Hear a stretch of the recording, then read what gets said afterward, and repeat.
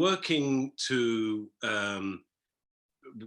build our relationships and find out and understand more about how care has been developing in Britain over the last decade or so.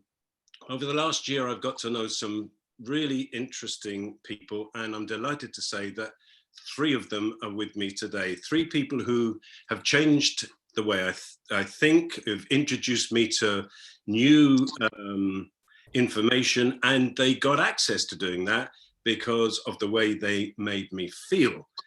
We all know that if you want to get somebody to think differently, you first have to get them to feel differently. And these 3 that are with me today have done that with their warmth and with the inspiring nature of the work they do and the way they go about it.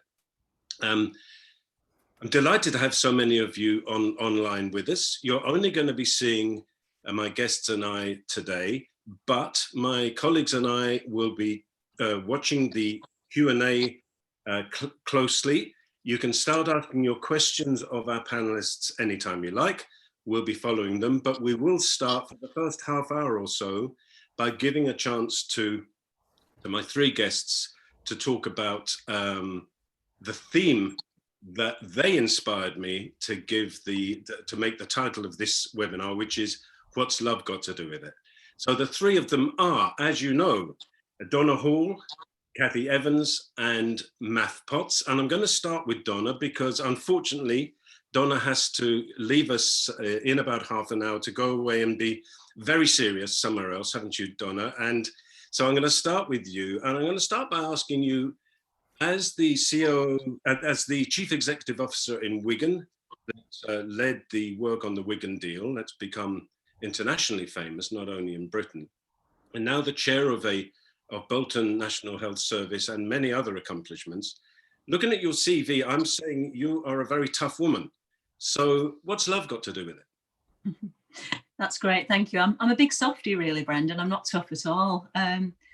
But I think love has got everything to do with it. And we really do miss a trick as chief executives and political leaders if we don't recognise the value of love. I mean, I think just to illustrate something that happened to me in Wigan and how it really made me think differently about the nature of love. So I've got my special I love my dog cup here today because I do love my dogs. And we found that a lot of people, homeless people in Wigan that we were trying to rehouse also love their dog. And we hadn't factored the dog into any of our accommodation plans. And people were refusing our emergency accommodation because we couldn't accommodate the dog. And, you know, when public servants or community groups or political leaders ignore love and ignore what matters to people, then they do really fail, really, in creating, in building communities and in supporting people who need our support and our help. So I've been really impressed with my 2 colleagues, and I can't wait to hear them. I'm so sorry I have to go at half past 12, and I'm not going to go somewhere and be serious. I can't be serious. But I think there's some great examples out there. So the Scottish Care Review, which was launched just around Christmas time, is a really brilliant example of how you can put love in the heart of policy making at a government level and not be embarrassed to talk about it. And I wrote a blog for you yesterday, Brendan, which you kindly published, about how difficult it is to actually use the word love as a leader, especially when you're in a room with other leaders. They look at you like you're bonkers. And I kind of got used to that over the years. But, you know, you can see Nicola Sturgeon very proudly declaring her love for the children of Scotland. And that is so powerful. You know, I can't really see our leaders at the moment in England doing that. You know, it's very much kind of stiff upper lip and we're all in wartime kind of talk. But love is what motivates people to do things. It's what motivates people to change their lives. And, you know, because you love your family and you want to keep them safe and well, you go to work to do that. You know, it's love that drives every aspect of our lives, basic humanity, basic emotion. And one of the things that I chair the New Local Government Network, which is a fantastic network of about 70 councils and public service systems, all wanting to build love, compassion, into their systems. But really importantly, I think, is pass power, put power in the hands of communities who know much more about love than we do. Community organisations are much more agile and able to understand the nature of love and emotion when they're designing things around places and around communities and neighbourhoods. So really trying to build on the expertise that is already in our communities, because there's a big surge and upswelling of kindness at the moment. Kindness is the kind of thing that everyone's talking about. And that's fantastic. It is beautiful to hear that. But kindness and love without power can be a little bit vacuous and a little bit, sounds a bit like virtue signalling to me. So you've got to have love which enables people to do things. Julia Unwin speaks about this so beautifully in her piece of work that she's done for the Carnegie Trust. And, you know, she is absolutely fantastic at this. And people like Bridget Russell up in Scotland, Project Lift, you know, that is based on love, based on the real humanity and what drives us to do things. So it's not just one words, it's very much about giving power to communities, letting communities and frontline staff redesign services based on what works for people. And that's what Birdsong, the principles of Birdsong are perfect for this. That's what Birdsong is all about. And the beauty of that happening in real life is what I want to see in my system in Bolton, for example. So I want us to look at the Birdsong model as a hospital model on the wards, you know, using the love and the compassion that our doctors and nurses and everyone, the cleaners, everyone who works in the hospital, you know, getting us to value the love that they have for patients, the love they have for each other, the love they have for Bolton as a place, and really tapping into that. But we have so much to learn from the community sector as public servants, and, you know, trying to get people to talk about love is hard. But I think this is, we've been given a bit of a platform really with the horror of this pandemic to be able to do that more readily now, I think. Thank you, Donna. And we're so looking forward to coming and working with you in Bolton. We're excited about supporting you to introduce the Birdsong way there. Let me turn to my second guest, Kathy Evans.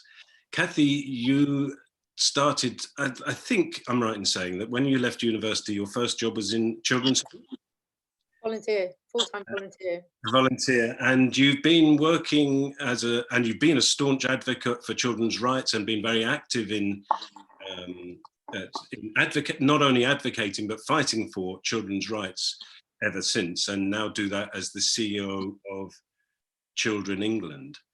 And I see behind you well, you can tell us about that in a moment. When you tell us what's love got to do with it. Okay, well, I've got 3 anecdotes from the career along the way, and it starts with that experience of going to be a volunteer in a children's home. And I was blessed with a childhood that was perfect as far as I was concerned. I didn't even have arguments. So I wanted to understand what was going on with the children, but I expected it to be a very alien, traumatized context. And the first conversation I had with my manager there has set the entire pathway of my career. And it's the connection to this theme, because I said, look, I have no idea what happens here and what you need from me, but you just need to tell me what my job is and I'll do it. And he said, our job is to make these children feel loved. That's it, beginning and end. And because love is to children what sunlight is to plants. It's the light that they grow towards. It warms the air that they breathe. It allows them to unfurl and to face the weather, whatever the weather is. It takes many other things too. You need nutrients and minerals. You need strong roots. You need healthy soil. You need water from the rain. But none of those things can work without sunlight. And the sunlight of love is what we have to give to these children. So he said, you may not feel love for every one of the children. We can't pay you or expect you to feel love for all of them, but we do expect you to behave with love towards every one of them, because they need to feel loved. And love is acting with love is a behavior, not a feeling. In the words of Massive Attack, love is a verb, a doing word, you know. So he then left me with the easy job description of saying, we don't have to do anything to change these children, we have to change the world for them. And that is now the mission of my charity. The second anecdote, and you might see the plant-based theme that I'll come on and explain further. I found myself doing policy work in the drug sector some years after working in a care system, and on the drug treatment and testing order group to work out what kind of treatment we could force offenders onto as a punishment for their crimes. And in order to do that, there'd been this meta-analysis of all of the evidence of effectiveness of different kinds and approaches of treatment. And right up at the top, it said, of course, the strongest two indicators of successful treatment outcome are how old you are and how many times you've tried this before, and being in love.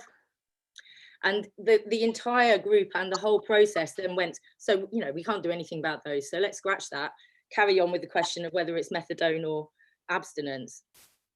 And I thought, this feels like the medical, this scientific approach to saying, well, we can't control things about people's personal lives. So let's just talk about what we can control. It's like the placebo effect in pharmaceutical trials.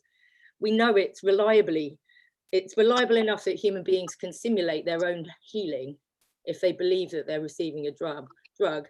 We just factored it in and said, oh, that's the thing. We didn't say how on earth do we use the placebo effect and understand it and wonder at humans' ability to heal themselves. So that's where I kind of started having problems with the social scientific approach to social care and social intervention, which seemed to willingly brush aside things that didn't feel scientific. And then after many years of what Donna was saying, what we were talking about, the years of the new public management approach to the services that I'd worked in and then advocated for decades, targets, KPIs, payment by results, you know, evaluation evidence. I found myself at a round table in Whitehall with a sea of consultants in front of me proclaiming proudly that the problem was we don't know what works with children. And this was one of those crystallizing moments where I just said, this is ridiculous. Of course we know what works with children. What works with all children is love, and we've known it ever since human beings started having children. And it crystallized for me that what that whole agenda is about, the marketization of social care and the turning of it into a product for sale. It's about robbing us of our universal human capacity to heal each other and to help each other, and then to put a market price on it so that it's scarce and rare. And I came across the work of Edgar Kahn, an American economist, who actually discovered he'd already covered all of this. So he talks about the core economy and the cash economy. The core economy being 3 times larger than the cash economy, and the core economy being what we do for love, what we do for each other for love. And the ways in which we do things without any need for payment to help each other. And then he talks about market value being determined by scarcity. You know, gold is expensive because there's not enough of it for everyone. You know, when something is scarce, the price goes up in a market. And he said that market definition of value devalues those very universal capacities that enabled our species to survive and to evolve. Our ability to care for each other, to come to each other's rescue, to learn from each other, to stand up for what's right and to oppose what is wrong. In market terms, those capacities, if abundant, are worthless. In terms of rebuilding the core economy, those values are literally priceless. So I think we've been persuaded that we don't have an abundance of capacity to help each other through the vicissitudes of life. And it's been turned into a product that's been made increasingly scarce and then cut to the bone. So what we've done at Children England with these kind of momentary insights, we've set about wholeheartedly challenging the entire existence of new public management and marketized approaches. We successfully got a profit ban to stop them outsourcing child protection to the private sector. We created a declaration of interdependence to resume an idea of partnership between councils and children and charities, working for children's benefit rather than their bottom line. And I've got various different reform ideas to get rid of the private sector from the care market. The second thing we've done is this ChildFairState inquiry, of which I'm enormously proud, but which isn't now being done by us. It's being led by young people. And they are researching and consulting with the young people about how to refresh and redesign and in many ways simplify the welfare state for the 21st century. And right at the heart of the tree, I don't think you can see it. Yeah, oh, look, there it is, love. So the intention is to return to Maslow and the universal nature of human needs. We all need home, safety and security, love and belonging, health and purpose. And if the welfare state that we all pay into isn't producing and supporting those human conditions, then you can be as technical and scientific as you like, but we won't get to the kind of social network infrastructure that we hope for.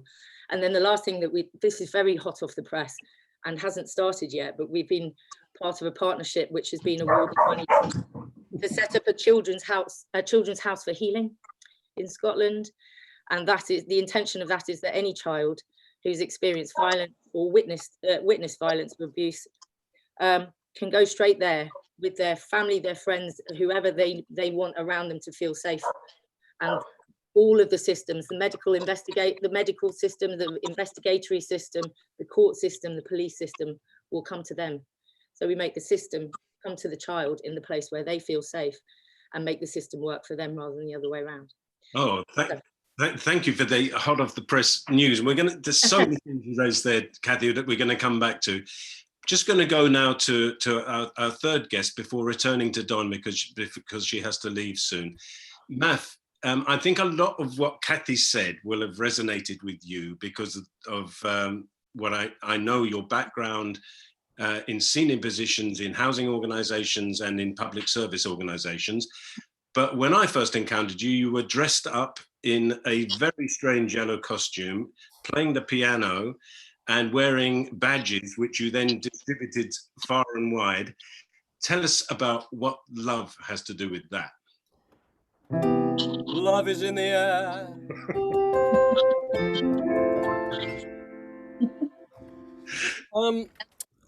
Sorry. Yeah, feeling the love today. And also kind of feeling a bit saturated by amazing stimulus there from Donna and Kathy. I've been writing down furiously. Well, I feel particularly with these two who are fighting the fight inside the system, really. I feel like a deserter because I got so fed up at 25 years of love never being part of the conversation that I sort of buggered off, really. And tried to build something outside the city walls directly with people in communities that was free, therefore no one could get their clutches on it. Because if people get together around a table and look out for each other, you don't have to measure a KPI, do you? No. You just get on with it. And so we send boxes out to communities called Public Living Room in a Box. It turns up and they, funnily enough, fairy lights are part of the equation. I do believe that a person's brain behaves differently when it sees fairy lights.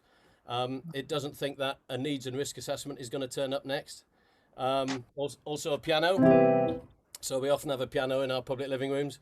I think if you're going to be more human and bring the love, you've got to look the part. You've got to talk the part. We have public living rooms in hospitals. Well, we did have. And we had 110,000 people use them. Over 50% of that were staff, which was a big shock for us. We stupidly thought we were there for patients, but actually surgeons, doctors and nurses all started using it, particularly in the emergency department, just to take 10 minutes out to be a human without a lanyard and to talk about anything. And they, in one hospital in Rotherham, they changed our notice board outside, which normally says, come in, have a chat, relax, look out for each other, be a camerado, because nobody knows what camerado means, you see. It's very useful. They changed it to, it's time to talk, hashtag Mental Health Awareness Week. And we have a little infrared beam on the door that you can't see that counts the numbers. And we used to get 1,000 a week. And when they changed the language, we got 50. So I do think how we talk about this is important. Yeah. The difficulty is using the word love. I have had very similar experiences to Donna and Kathy. I worked for the biggest homeless provider. I ran the homeless provision in the UK and Ireland for this big provider, and it was the Sally Army. And you know, they didn't want me to talk about love, and they're a church. So you know, they thought it was unprofessional.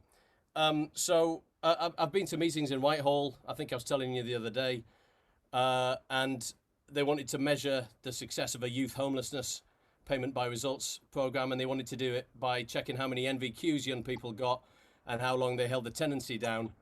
And I just said that maybe they could look at how many positive networks the young people have grown, you know, supportive friends basically. And they literally all laughed. I mean, it was like I'd cracked a joke.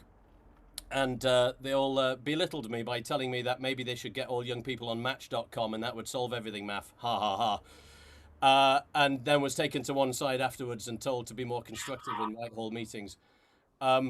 So, you know, basically that program's not going to work, is it? Because for all the years I worked in homelessness, the single biggest reason for homelessness was relationship breakdown. And yet we try and solve it with housing and benefits. How does that work? It's a little bit like calling an electrician if you've got a water leak. I mean, it just doesn't work. So anyway, I'm very keen for people to ask Donna questions before she goes, so I'll shut up. Well, thanks to Maff, and we'll come back to you in a minute. Let's go back to Donna. Donna, I was really struck by what you were saying earlier about the knowledge and commitment and understanding that exists within communities, within community organizations, but within communities generally. And I know that in the new local government network community paradigm that you're promoting, this is very important. You've also been talking a lot lately about the abject failure, frankly, of the government's testing and tracing program, and the fact that the huge capacity that exists in local government and in communities to tackle this challenge, which is being shown so much by mutual aid and so on, is simply not being understood or mobilized by government. So this is really a life and death issue right now. Could you say a bit more about what you think could be done better in the current crisis if there was more of an understanding of the understanding you've shared about the strength in communities? Thanks very much, Brendan. I mean, I think it's just been demonstrated so well by Maff and Kathy there. You know, you can see how local community organisations can get right into public service systems and just, you know, talk about the elephant in the room, which is love, relationships. And, you know, they're completely ignored in new public management. And, you know, we obsess about completely the wrong things. So it's a waste of money, it's a waste of energy, and we're not helping people. So, you know, this is exactly what's being played out now in the way that the government are handling testing and tracing. We've seen it writ large. They think we've got a massive problem. What do? Let's centralise all the power. Let's ignore where the expertise is in local communities, in GP practices, in councils, directors of public health, environmental health teams, who are trained already and experts in contact tracing. They're doing it. They're working with community organisations and schools and businesses to find the famous salt shaker that they found in the Bavarian canteen, where, you know, that will not be done by an app or a contact centre. And that salt shaker was the source of infection of hundreds of people in a factory in Germany when somebody had been over to Wuhan.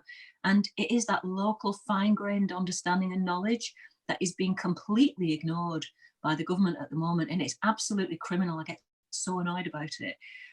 You know, and really that expertise locally, I think, should be given the responsibility to do it. We know what we're doing in local communities. We know what we're doing. Just trust us to get on with it. The private sector are losing information. It's not coming back down into localities. It's a complete dog's dinner. I'll be honest, I'm a little bit pessimistic about the government really responding to that message of their own accord. What do you think we need to do? Because it seems to me that we're at a bit of a crossroads where we need to go in that direction that you're talking about. What do you think we need to do together as a community, beyond local communities, but a broader community than that, to get a change in the way in which the government is thinking about this? I think there is a lot of pressure on the government at the moment to change the model, but they're not listening. And you've got experts coming in to try to tell them that. And, you know, I've been speaking to some individuals who are trying to help them, and they are not listening. So there's something here about humility, moving away from the hubris and the talk of war. You've got to listen. And if you don't listen, then you're killing people. It's as simple as that. So, you know, I really do think we have the infrastructure in place through the NHS, through local government and through communities. It's already there. It's called the Local Resilience Forum. And that's what other countries have done. And that's why they've got much lower death rates than us. So if people can help campaign, if you want to follow me on Twitter, I'm going on about it all the time. It's at Prof Donna Hall. Help me, join me. And there are lots of others of us just like going for it, because it's literally a matter of life and death. Yeah, it certainly is. Donna, thank you so much for joining us today. Thank you. Good luck with that. I'm certainly very supportive of it. So we'll follow what you're doing there very closely. I urge everybody to read the wonderful blog that Donna was kind enough to give to us to publish on the buurtzorg.org.uk website yesterday. It's on this theme. And Donna, we'll let you go and have a great day. Thank you. Have a great day. Bye, everyone. Bye. Well, thanks, Maff. Bye. Kathy, coming back to you, if I may, you were saying that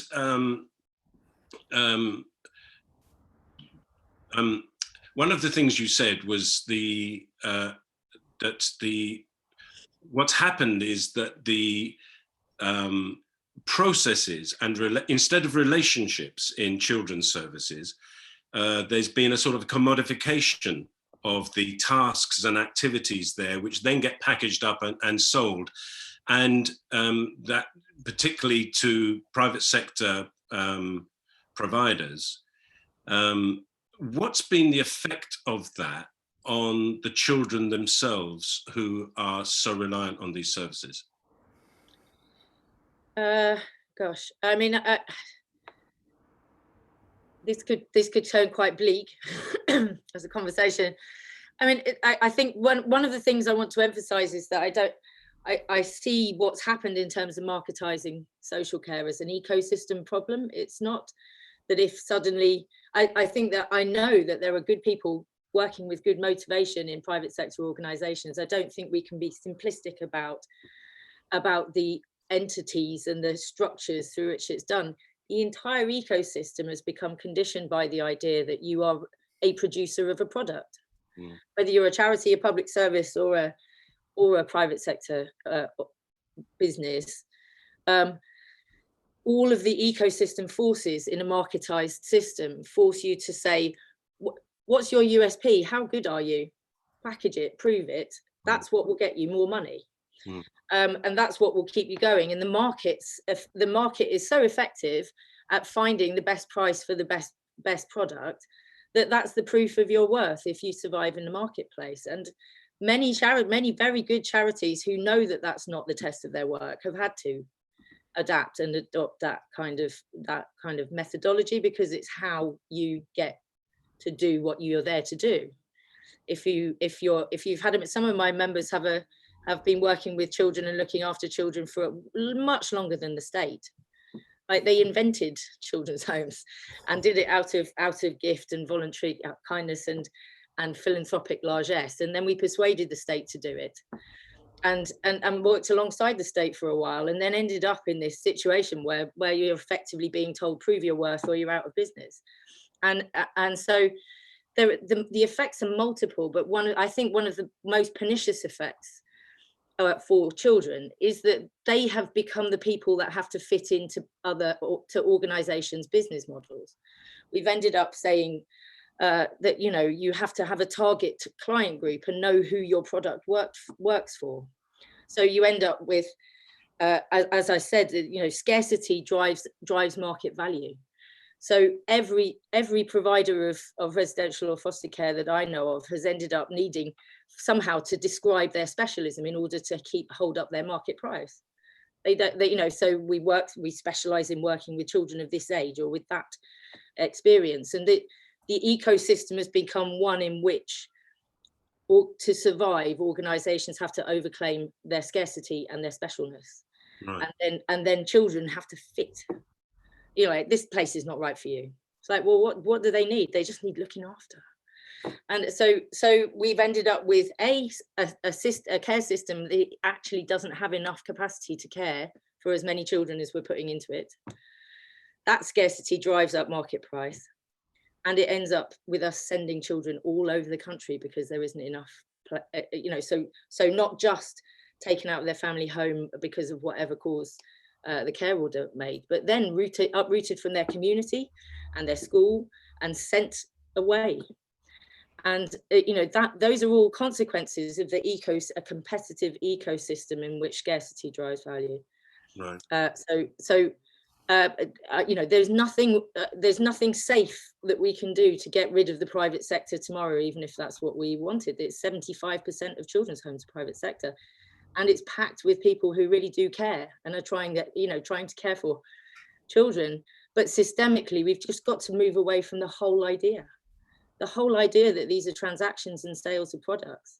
You know, as soon as you start buying bed by bed per night, the home in which a child is meant to recover and heal, then we're toast. So, you know, we've tried to look at the whole redesign of the system and the underlying principles of it, rather than just picking out what we think is bad, if that makes sense. Thank you. Maff, I'm going to come to you because we've had a question specifically for you, which is from Rhonda Riaki in Oxford, which is, have you published the hospital walk-in data? I suppose she's talking about the public living rooms. Now, for those who don't know, one of the things that Camerados do is they basically send out kits, I think, Maff, I'm right to say, where you can just set up your own public living room and there's no agenda. You go in, you just invite people in to do whatever they want to do, have a chat, sit quietly, I suppose.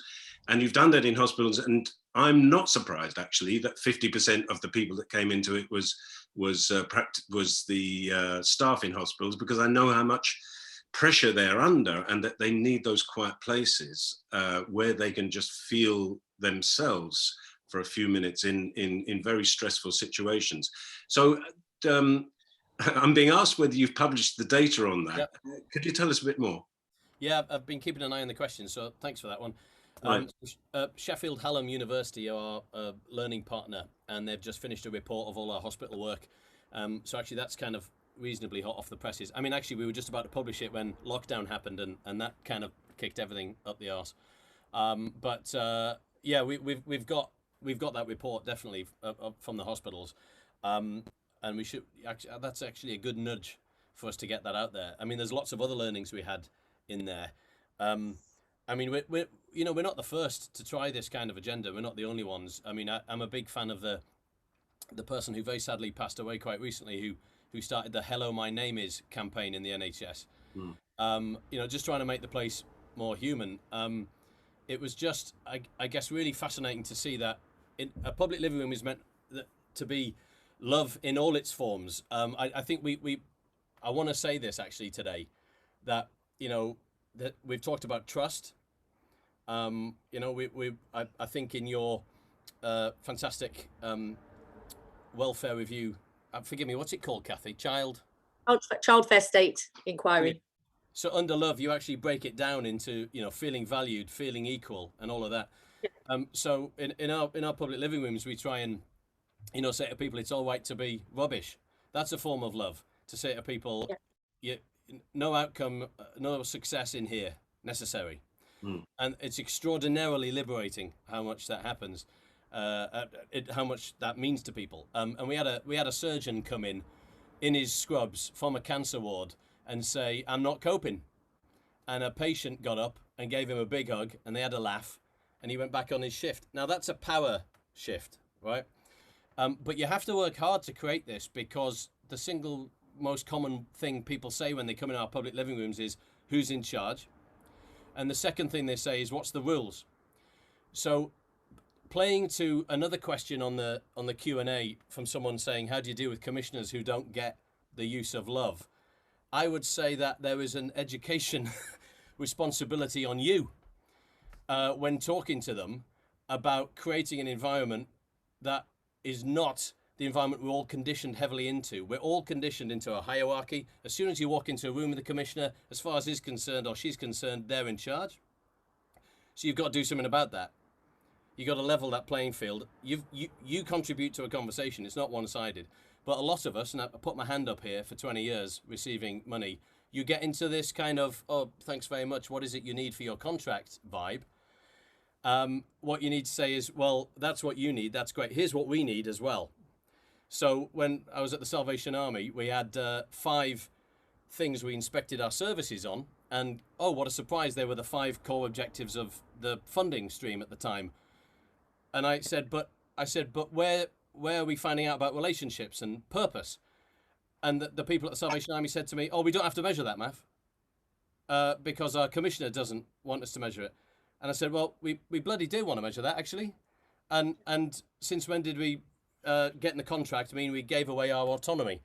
And Kathy nailed it just now, talking about all the social reformers in the 19th century. There was no welfare state. They just had to create something. And they did it. But 70 years or whatever of the welfare state has conditioned us to forget that we can be creative as well. We can make stuff happen, and we have a part to play. And actually, Beveridge built it on the backs of William Booth and Charles Booth and all the other social reformers. You know, so the state are Johnny-come-latelys to this, and we need to remind them of that occasionally. And I do think you've got to be a bit brave with commissioners sometimes and say, yeah, no, we can't do that. Yeah, that's not going to work. Yeah. And a lot of them will kind of walk back on their heels, and some of them, because guess what? There were some great people who are commissioners. They need a little nudge, and I've had great responses from that. They'll go, "Oh, actually, Maff, you know, thanks." Yeah, we've had that too, Maff. We've had situations where, I mean, because Buurtzorg has been so successful in the Netherlands at improving working lives of the nurses and the other staff, at improving care and at reducing costs, we have had a few organisations come to us and say, "Oh, we like the idea of reducing costs. Can you come and help us to do that?" And what we say to them is, well, actually, if you start there, not only will you not reduce costs, but you also won't improve care or improve people's working lives either. And you'll reduce the costs eventually and quite quickly if you start from what really is the purpose, which is person-centered care done in a way that enables the professionals to work with more freedom and responsibility and professional autonomy. Start there and create an organizational environment in which that's possible. Well, of course you will save, because there are so many transaction costs and so many unnecessary things and useless things, frankly, being done in many organizations that are wasting resources. So from our point of view, we can really relate to that. Let me turn to another of the questions from Rob Fountain. Hi, Rob, very good to have you with us. With Age UK in Gloucestershire, and he asks, is there a danger of love being misapplied as paternalism? And he explains the question by saying, working with older people, we too often see compassionate ageism which disempowers, belittles and shrinks purpose.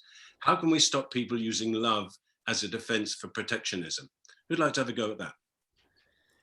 Well, I spoke last, so I ought to let Catherine speak, but I really do want to say something about that. This raises so much, and it's not just about whether love can be made patronising and paternalistic, but it's also you know, an issue for the charity sector and the perpetual risks of charity being patronising and belittling and paternalistic. And I also, from the children's sector, I have to acknowledge that there's also been a very well-founded concern about talking too much about love is the answer for children in care in particular, when we've learnt about decades of abuse of children in the name of, in the fallacious name of love. The fact that vulnerable children being in the care system has acted as a magnet to malice in the name, and their vulnerability is because they need love. And so there are some really, really complicated ethical issues around it, and I wouldn't want to belittle that. I spent 2 different parts of my career working in Christian charities, even though I am and still am a devout atheist. And one of the things that I really appreciated about working in those charities was that you could have a live dialogue always about love and right and wrong. I'm just talking about those ones. I'm not saying that's always true, but I really appreciated it because it came in very naturally in a way that we talked about our practice and our work there, in ways that other organizations where I wanted to have those conversations were more difficult to have them. But there's a similar challenge. It's like, you know, it's not about being self-sacrificial and saying, oh, well, I decide to bestow upon you my healing love, despite the fact that you're really hard to love. You know, there's that strain that comes out through the Christian Victorian reformist movement, and the kind of implied in the term compassion, although I think compassion is a very important quality. I don't know that you can have a systemic way of preventing that from happening. This is about empowering people to act on their values, their beliefs, and understanding that all of us are capable of behaving in loving ways, giving unconditionally, and changing someone's life for the better just by how we are around them. But that all of the risks of getting that wrong or it being received wrong are inherent in that. And I don't think we can't design a system that says this is loving and this is patronizing. Do that, don't do that, because that's equally disempowering. Yeah. Yeah. It'd be lovely to hear what Rob thinks about that. We're not set up for that, but unfortunately, but we're going to go over to Maff, because I know Maff, you'd like to have respond to what Rob asked. Oh, well, yeah. I mean, I tend to become a bit unpopular on this one, but I get quite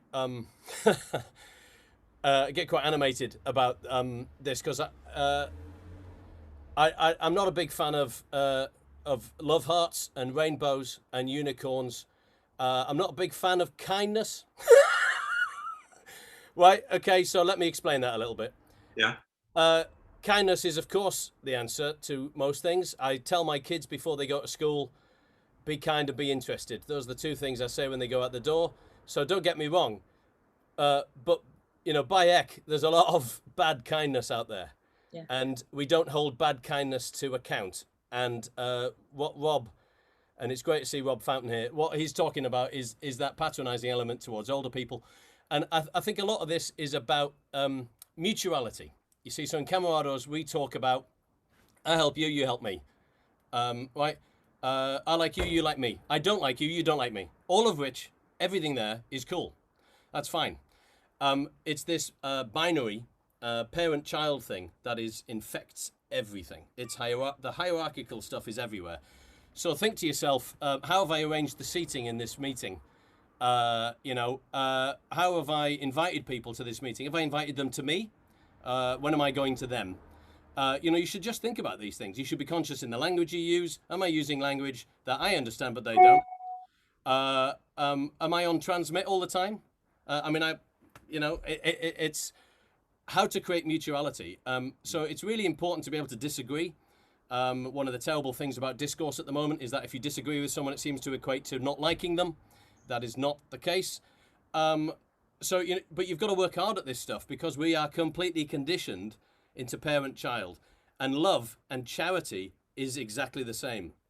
Charity is drenched in I'm the benefactor, you're the helpless beneficiary. You're grateful and I'm amazing. All right, it's bullshit. And the birdsong model is fantastic for breaking that down. And I get very nervous because people love Camerados, but then they slightly dress it up in, hey, fairy lights and unicorns and love. Get lost. I'm really not interested in that. I'm interested in people being on the level, but you've got to work hard for that mutuality. And I think everyone should think about their workplaces, the language, how we create this. I got to be honest with you, I'm a bit of a curmudgeon about a lot of the kindness that's happening with COVID, because, isolation has been around forever. It's just now hitting the middle classes.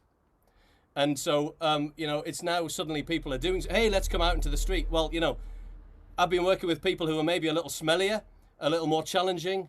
They might be a pain in the arse, but we've not been coming out in the streets for them. And so it's, for me, it's kind of like, okay, if you're going to use rainbows and love hearts, you know, what's this about? Is it about you, or is this about the person you're doing it to? I think it's about you. Sorry. No, Mav, do not apologize. Fantastic. I've got a question here from Jackie Carter.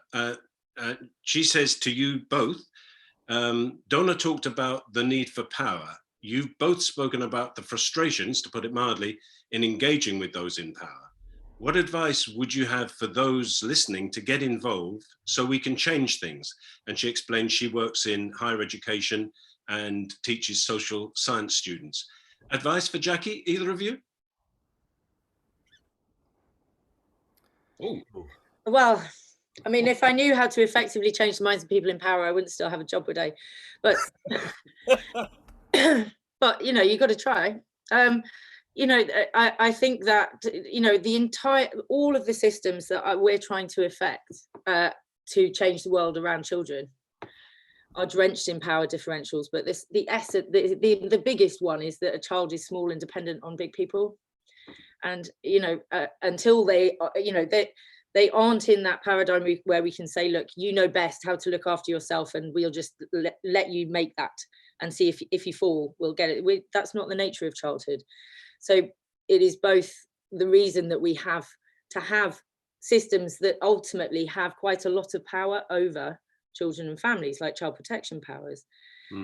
They can be used to abuse, and they can be used abusively, and they can be used with love, but we can't not have them, because not having them means leaving a child to a power imbalance that could kill them. So I think I like to think that within the children's sector, we have an acute sense of the differential in power between adults who have the ability to do things well or badly, and children who aren't yet in a similar or equal stage of power. But you know, I've always wrestled with the idea that the people that I speak to in Whitehall or in Parliament have more power than me, because the reality when I meet most of them is that they think we've got more power than them. And you know, sometimes power is assumed. It's assumed because you have control over a budget, or you've been elected to a seat in Parliament. That means you can do things, and I need to appeal to your power. And we often fail to recognise that they don't necessarily feel very powerful themselves. So I usually try to find common ground about how people are being constrained in what they might otherwise like to do by the system in which they find themselves, whoever they are, at whatever stage, and then to find common ground about how the system is what needs to change. How do we make that happen? But if I'd got that all right, then we wouldn't need to still be here. You know, it's work in progress. Maff, I'm thinking, given what you've done, that you've got some thoughts on this subject too, about where power lies and how power can be used. Yeah, I mean, we made a load of mistakes setting up Camerados. We didn't realise how much power we were wading through. And so we set up all these public living rooms, and all these cliques started to form, and people started to create power. And we stupidly put staff into one public living room because we wanted a cafe, so you know, you can't poison people, so we had to have regulations and all that. So we employed staff, and before we knew it, when our back was turned, the staff had got themselves uniforms with staff written on, and they started taking people home with them and buying them stuff, and it's like, whoa. They were fixing people because they were staff, and they were, I don't know, presumably had more power or felt they did. And we just kind of like, it was a car crash. We had to close that public living room. We've never had a staffed one since. We've just realized that we'd stumbled naively into this minefield of power. So we realized that you have to, I'm sorry to come back to it, but the social student services, social students who are going into services, my advice to them would be aware of what you're turning up with before you even open your mouth. When I used to run homeless shelters many years ago, the Metropolitan Police would come in the door if something happened. And I really felt badly for them, because just looking at a policeman or a policewoman, it ruins the whole atmosphere immediately. Well, a social services student or whatever, you know, they're going to turn up and they're part of the system. and what they mean to the person sat opposite them is not good, probably. So I would say do everything you can to break that down. So most of Camerados' principles, and I urge people to check them out on the website, is about dissembling that power and bringing us onto the same level. You know, I'm a bit crap too. You know, our most popular badge is I'm a bit shit sometimes. Okay, you talk about your own failures. Don't try and fix people. Do not try to fix people. Because if you have a conversation that it doesn't involve an outcome, you'll be amazed what actually does get fixed and happen. But don't go in there with, I'm here to fix you because I'm a social services student or whatever. Yeah. So, you know, these are some of our principles which just try and break down that power and create mutuality, because I'm afraid we don't live in a society where mutual aid is natural. Yeah. And that relates, I think, to another of the questions that's come up about how to include love and relationships in recruitment across all levels and types of organisation. I think much of what you said there touched on that, Maff. I don't know if you've got anything more to add in that context, or Kathy, what would you say about the significance of the themes which we're exploring today for recruitment into organisations generally? I suppose particularly public service organisations. It's hard. I mean, if you put out a job advert and said, we want people to come and love the kids here, it's a hiding to nothing and all sorts of dangerous, you know. And as I said, we're constrained by the knowledge that is hard learned, that anywhere that vulnerable children are is somewhere that predatory people will find. So, you know, you kind of there is an essential duty to do some serious filtering of who we allow to work with children for the best of reasons. But one of the things that we have a sort of a small long-running side campaign about is just more broadly, and certainly for the whole charity sector, is just weaning us all off the idea that university degrees provide qualifications for jobs. So, you know, because one of the implications of all that we've been discussing is that as professionals, whatever we count ourselves, however we earn our living, whether we think it's the definition of who we are and our purpose in life, or just the way that we earn money to get on with the life that defines us, you know, you have to bring your whole person to work. And your workplace therefore needs to see the whole person. So, you know, there are movements that want to recognise and give higher credibility to the expertise of having lived the experience in which you want to work later. You know, the expertise that comes from actually having experienced the problems that other people are having now, and what that has to offer, and that's really important. But the last thing we need to do is to just start listing experience of trauma and grief or childhood problems as a qualification for doing a job. Mm. You have to, you know, we've been on a journey with this ourselves in terms of saying there is no set qualification to work for Children England. What we want to know is, you know, what you want to achieve, what's your passion, what, you know, how do you go about doing these things? But like, we are not looking for graduates. We're looking for people who think and feel and are committed to change. And you have to work through that process of knowing that you need to then develop a different way of assessing a whole load of people who are going to come forward. Mm. So it's not as easy as it might sound. I think there are pitfalls in it, but for me, most employers could disabuse themselves of the idea of academic qualifications for doing human-facing work.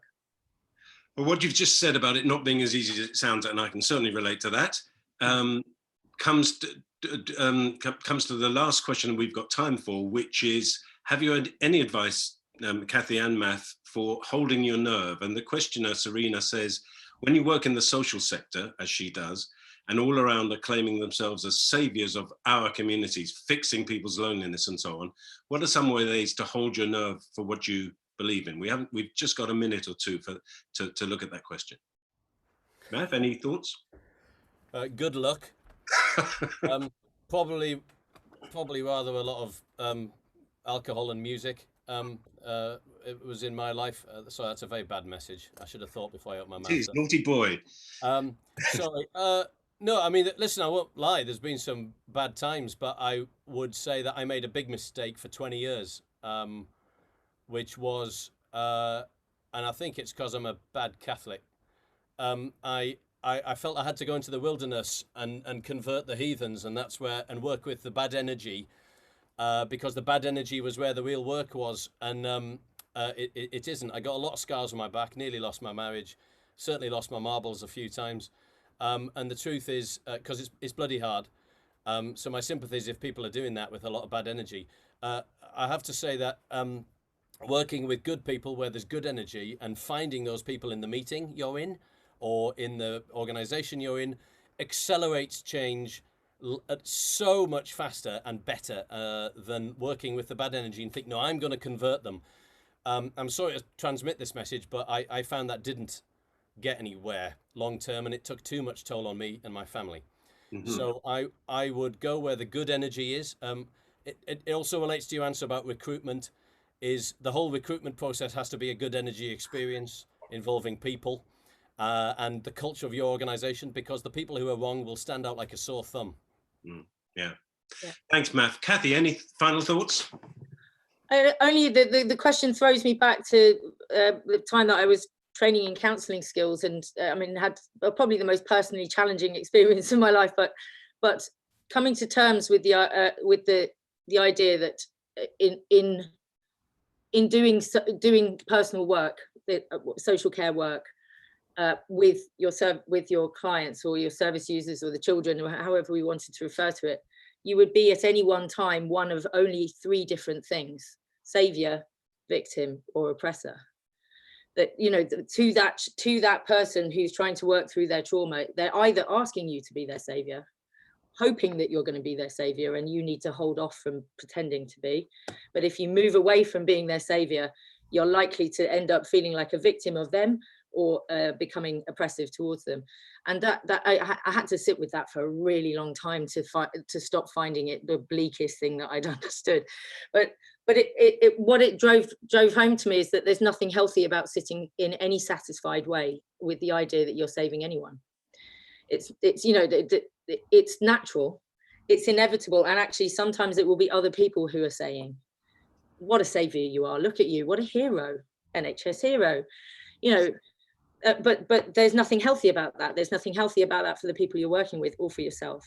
So yeah, whenever we spot people indulging saviour complex, it's just for their own good. It's worth kind of that's just knocking Kathy, it. thanks. Thank you so much. We're going to have to stop. Kathy and Maff, thank you so much. We could go on with this all day. It's been so stimulating. I've got lots I'd like to say. There isn't time, and I need to process it anyway, and I'll probably write a blog drawing on a lot of what I've heard today. Thank you, everybody who's joined us today. We'll be putting a recording of this on our YouTube channel. There you can also find a recording of my conversation with Josta Block from a couple of weeks ago. We'll be announcing further webinars when we can. We're a small team with lots to do. We'll get to it as soon as we can. Until then, please check out the Camerados website. Go and have a look at the ChildFairState inquiry at Children England. Take a look at Donna's blog on buurtzorg.org.uk, and go well and stay safe. All you need is love. All you need is love.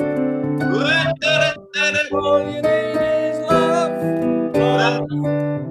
Love is all you need.